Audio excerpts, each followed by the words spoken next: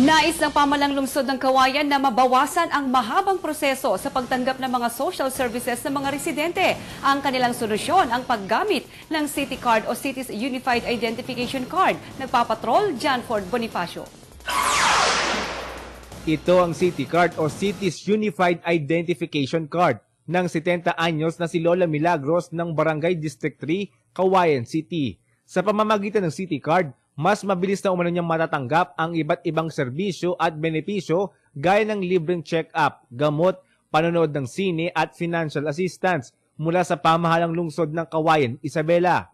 Para daw na lahat na ang membro ng Cauayan sa ID daw ang makikita kung ano ang kagamitan nito.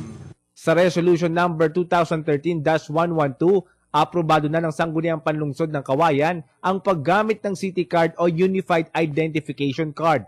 Layon umano nito na matukoy ang mga totoong naninirahan sa lungsod at mapabilis ang pabibigay serbisyo sa mga mamamayan ng Cauayan.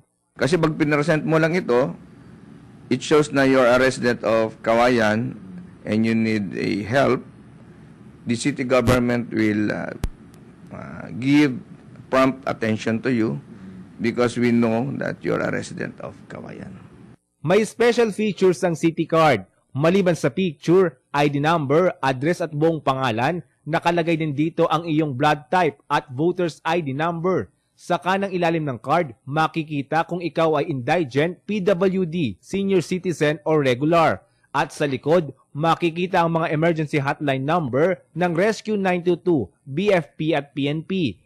Kikilalanan din umano itong primary valid ID sa lungsod ng Cauayan. Yes, is considered as a primary ID dito sa Cauayan. It is patterned sa California ID ito. Tanging mga rehistradong butati lang umano ng Cauayan City ang maaaring bigyan ng City Card at ito ay libre. Sa mga interesado, maaari rin alamin sa inyong barangay ang petsa ng on-site registration ng City Card.